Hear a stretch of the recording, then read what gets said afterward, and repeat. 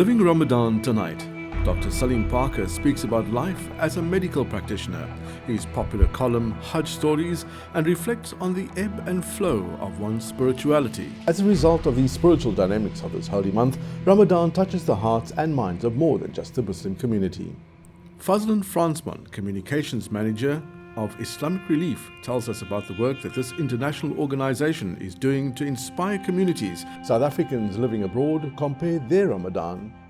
Tonight, inspirational and motivational speaker Abdul Ghani Babu Fablanka shares his insights on how one should live their life. We end off with a spiritual melody. What we try to do in our practice, not just in our practice but in our lives as well, is just not to be, you can't really be a doctor on its own. You've got to be a person, you've got to be a community worker, because our philosophy, and this is mine as well as my partners in the practice, is that people were coming to our practice come seek medical attention, but they also actually pay our bonds, to put it very bluntly. They make sure that we earn some form of money, and we have to put something back into the community. And this is where the idea of putting something back in some way or the other is going to, in whichever way we could manage, was actually born. And I, alhamdulillah, have been able to write decently since childhood already. And one of the avenues that I could use was to actually start writing for people. And this evolved after a few years, not just having the writing facilities available, but then obviously with media changing, we went over to other interactions, such as live interactions at mosques, then radio programs, and then also certain forums such as getting people fitter, and I'll talk about that a bit later. And then ultimately, after I went for Hajj for the first time, that is really where I developed my passion for traveling, and especially for people going on Hajj for the first time and making sure that they have the experience that they will never ever forget. In the year 2000, my wife, Habiba Akhadin, she's as old school as I am, and we were taught that as soon as you have money, and as soon as and if you're healthy enough, you must go on Hajj. People have different beliefs about you have to be physically, mentally, spiritually prepared for Hajj. Our take is slightly different. We've been taught, and there are different schools as far as this is concerned, but the idea was always that as soon as you have enough money, and as long as you're healthy enough and obviously of sound mind, you should undertake this journey of Hajj. So people will say, look, I'm not spiritually prepared, but the journey itself can be a learning experience. And a lot of people will go and tell you that, because I went because my father forced me to go, I went because my uncle or my family members were going, so they asked me to join them. But the journey itself made them realize that there is life, that you don't have to be mentally and spiritually prepared for the journey. The journey itself takes you along those lines. This is what we realized when we were there. It opened our eyes, and if we look at it, it's not just me saying it. I mean, great institutions such as Harvard University, for example, they did studies there, and they found that people coming back from this journey, the males are more aware of the rights of females, for example. They are more tolerant of other religions. And this is not what they were taught, but this is what they experience, and what the experience with 184 different nationalities actually brings along with them. So it's actually an amazing learning journey to go on. This was in the year 2000, and somehow it was found out that I am a doctor, because one of the imams, Imam Yusuf Pandi, used to see me at the mosque quite close to the University of Cape Town, where I studied. So he noticed me on the journey in 2000, asked me to attend to a particular sick person. This gentleman unfortunately passed away 2 to 3 days later, but it became known that I was a doctor there, so I tended to see quite a few patients on the journey. And I realized that a lot of the problems that people pick up during any journey, but specifically during Hajj, was not so much a case of being exposed to foreign countries, but more a case of not really being adequately prepared. And then the realization was born that if we can prepare people better for this particular journey, it would make a big difference not only to them but also to me, because I've somehow assisted them in actually going on this journey. And the idea of the column was not just to tell stories, but to actually bring a certain point home in each and every particular story. And what I tried to do was to divulge as to firstly what medical conditions people have, but put it in a humane form. So there's always so it's, yes, you can read it on different levels: the medical level, or the social level, or the spiritual level. But ultimately, I tried to combine all those aspects into one particular story. And we thought we'd give it a trial of 1 or 2 months, but 16 years later, it is still going, being written every single month. It's not in Muslim views since the beginning of 2016, but it's now still published every month on my website, which is called hajjdoctor.co.za. Quite an easy one to remember. Always, as human beings, try to improve ourselves to a different level. But as in medicine, life is exactly the same. We tend to, I don't want to use the word stray, we tend to go back to our bad habits. And this is what I think Islam itself teaches us, that mankind is always going to go through these ebb and flow. So yes, we get very spiritual during Ramadan, but it is the nature of human beings to then deviate or just go back to their old bad habits. Similar to patients. You tell a patient for the first time that he's got diabetes, for example, the first 3 months he eats well, he takes his medication, he's compliant. After a while he feels maybe I can indulge a bit. After a month or so he starts forgetting to take his tablets or skips a few.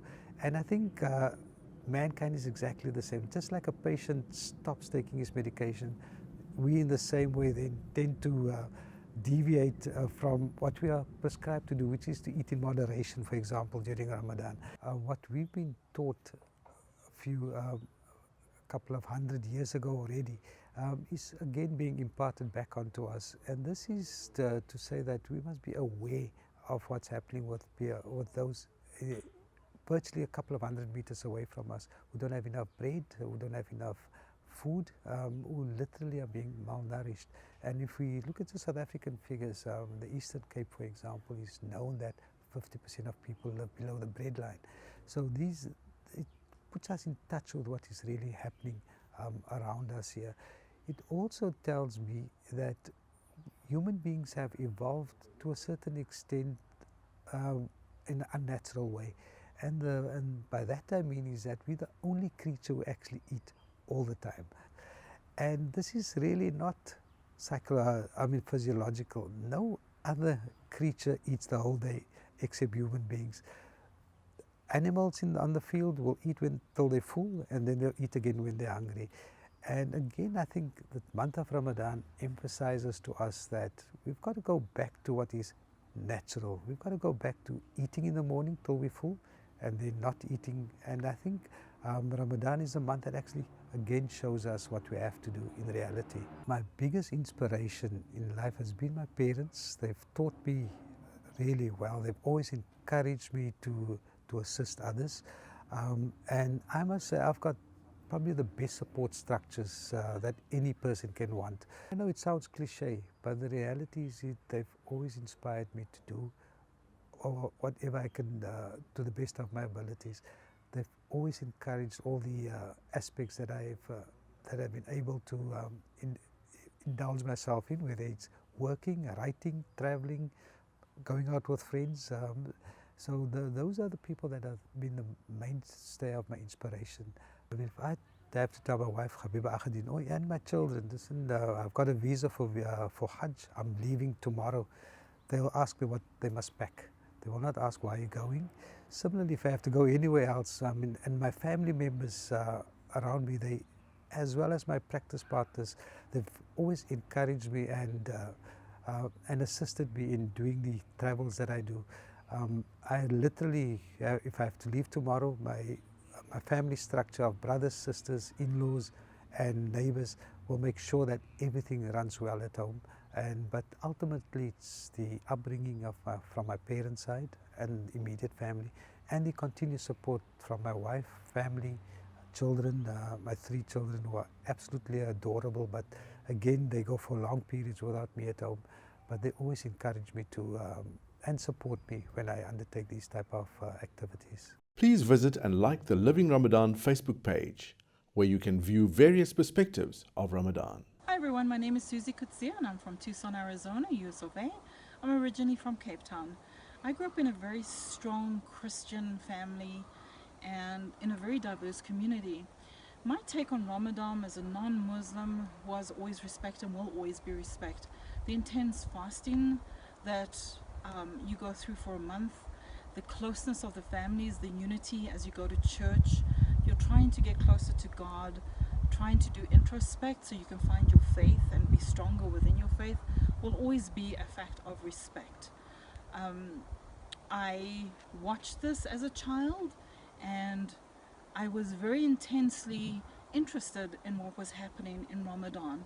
Of course, to say, and not the least, is of course the amazing food that happens every night after your Ramadan fast, and then of course the outfits that you wear. I wish more people could be dedicated and so intense about what they believe in. Fazlin Fransman, Communications Manager of Islamic Relief, tells us about the work that this international organization is doing to inspire communities and make a positive difference in the lives of the underprivileged. Islamic Relief Worldwide actually started 32 years ago in Birmingham in the UK. And it started with a donation of 2 pence by somebody that wanted to donate to an emergency that happened in Sudan. So we fast-tracked that, and then you have about 12, 13 years ago, it came into South Africa specifically, and that's where the organization was started. Our primary focus, I think, when it started was what the issue was in the country at the time, and the issue was HIV/AIDS and orphans, so those child-headed households and those people that are directly affected by the HIV/AIDS pandemic. So when we started, in essence, that was the focus, that was the theme, because it was, in the initial stages of Islamic Relief, both locally and internationally, was about responding to relief situations. Very soon after the Islamic Relief established their office in South Africa, they actually established the Enedale or Osozweni Center. And it has now been in existence for almost as long as Islamic Relief has been in existence in the country. So one of the things that we underwent last year as an organization is we underwent a very strategic focus where we started to look at how do we as an organization, one, match the needs of whatever the community needs. So whether it is responding to skills development, to youth unemployment, whether it is responding to the fact that there is 3.9 million orphans in the country, not just those directly or indirectly affected by HIV/AIDS, but just in general. But then we also have the bigger problem of poverty and inequality. And so as an organization, and I think to be relevant within the context of South Africa, we have to find our footing within that. So one of the things we strategically did was, one, to align ourselves to the National Development Plan and to make sure we tackle those 9 issues which are laid down in there. We then looked at aligning ourselves to the Africa 2063 vision, which again obviously looks at the holistic vision for Africa. And then over and above that, and in line with our mandate to Islamic Relief Worldwide, was to align ourselves to the Sustainable Development Goals. So I think strategically we've now become a lot more focused. We are now a fully fledged relief and development organization. Relief obviously responding to disasters locally and internationally, and then development really looking at how do we as Muslims, how do we as an organization find our place in finding a solution for South Africa and for the deep-rooted issues that we have. One of the things that we do have is what we call the GIS system, which is basically to help us, one, identify the need of communities, but then two, also help us identify where existing organizations are working and then look at where the gaps are. And so then we come in and sort of take that space where the gaps are rather than duplicating work. And I think that is one of the key focus areas for us, at least, is to ensure that there isn't duplication, that we are forming collaborations. But then over and above that, from a more strategic level, we have formed a strategic partnership with the Desmond Tutu Foundation around the Tutu Desk campaign. And that is really to address and to ensure that we also have a programmatic footprint within Eastern Cape, which faces key challenges regarding education. And obviously the Tutu Desk Foundation and the Tutu Desk campaign specifically has done needs assessments. They have gone through and looked at what are the specific needs of the schools, what is hindering children from reaching their full potential. And this was one of those situations where we formed a partnership. Another strategic partnership that we formed was with the Nelson Mandela Children's Hospital. And the idea, and I think the ideal for everybody, is we want to ensure that every child, irrespective of whether they're born into poverty or not, has the opportunity to access healthcare. And that's one of the things that the Nelson Mandela Children's Hospital is envisioning that they will do. And so Islamic Relief as a global family is actually embarked on sponsoring or the entire oncology unit, which is only one of 4 within Africa. So for us, it's a very strategic move. But over and above that, it is something that we truly believe in, because we believe that there should be healthcare, free healthcare access to anyone who should need it. One of the things that we do envision with regards to healthcare specifically, and why we embarked on the Nelson Mandela Children's Hospital project, was to ensure that every child, irrespective of their economic status, has access to free healthcare. And the reality is that Islamic Relief is a global organization. But I also think in the current climate where there is a lot of Islamophobia, the fact that we are a Muslim relief organization that are driven by Muslim values and Islamic values, and that is deeply rooted in the Sunnah and Quranic texts, I think helps us, to be grounded within that. And for us, it's just a re-education to the donor market, for them to understand, and then also to the beneficiary market, for them to understand that we do not discriminate, that we give aid to anybody, irrespective of race or religion. Food security is always the top of our priority. If you look at it in South Africa, the reality is that 12 million people, irrespective of race, go to bed hungry each night. And so food security will always be part and parcel of the work or the relief work that Islamic Relief South Africa does. But I think if you zone it into Ramadan and you tie it into, and we have to look at it from the donor's perspective as well, and you tie it into what Islamically a donor would want to get out of giving in the month of Ramadan. There is those elements of feed a family or feed an individual. There are hadiths around feeding an individual or feeding a family, and I think that religious tie specifically helps us again to be able to access new funds, more funds than we would have throughout the year, to ensure that we combat statistics like 12 million people that go to bed hungry. So in the reality is our food security program, which obviously caters to a wide variety of people, is accelerated and obviously expanded during the month of Ramadan. And that, I think, is one of our primary projects that we do engage in from a programmatic perspective.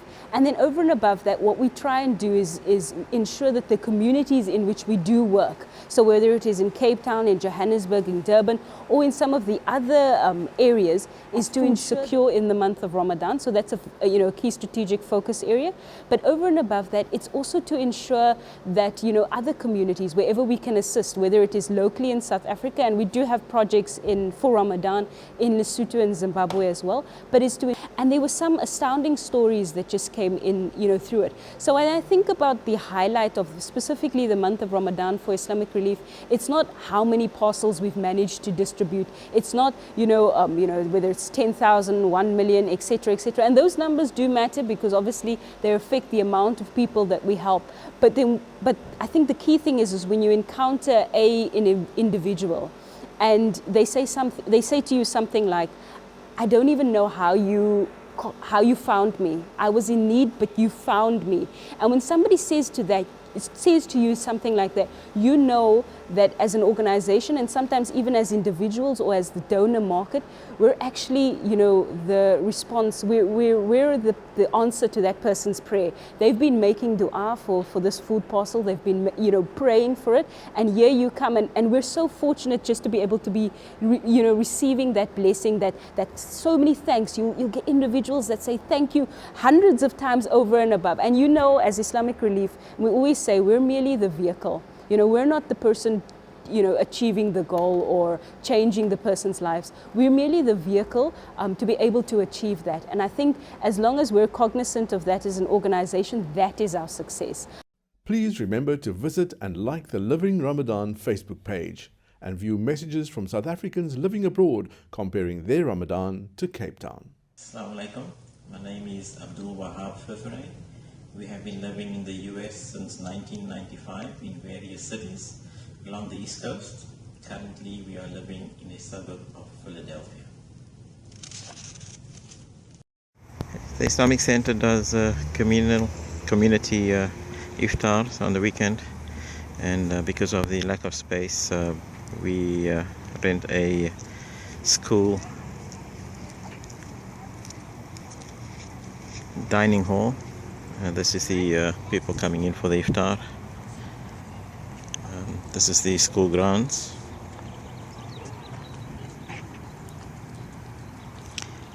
This is where the dining hall is. This is people having iftar.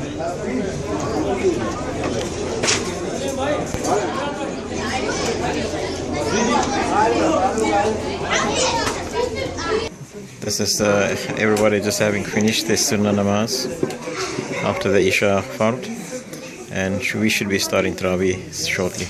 Tonight, inspirational and motivational speaker Abdul Ghani Babu Fopolonka shares his insights on how one should live their life. If you fear today, how will you live tomorrow? And if you fear for tomorrow, then how are you living today? What you should realize is that fear is just a state of mind. If you change that state of mind, you change all your circumstances. To overcome fear, what do? You give love. Because when you give love, people love you back, and the fear diminishes. When you give courage, people give you courage. Or you feel courageous because you'll be giving. And that is, in fact, the art of giving of yourself. And then you diminish fear. And the minute you diminish fear, what happens? Suddenly, opportunities come. And you ask yourself, where did this come from? But that's how it came. It came because you changed your mind and you decided not to live with fear anymore. Now, time for our spiritual melody.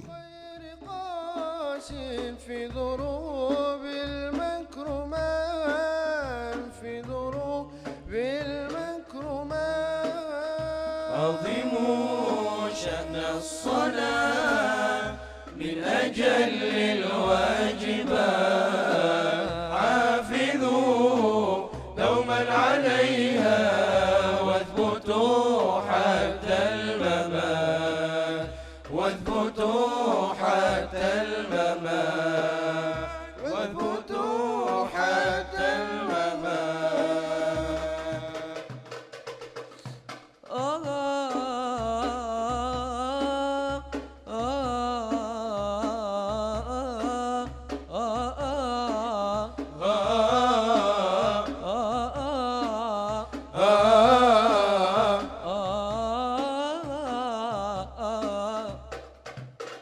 فاطمة يا فاطمة لك روحي يا فاطمة فاطمة يا فاطمة لك روحي يا فاطمة بضع من النبوة بنت الرسول فاطمة بضع من النبوة بنت الرسول فاطمة فاطمة يا فاطمة لك روحي يا فاطمة فاطمة يا فاطمة لك روحي يا فاطمة بدعم النبوة بنت الرسول فاطمة بدعم النبوة بنت الرسول فاطمة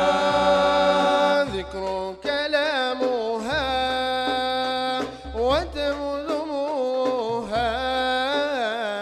ذكر كلامها وتمذموها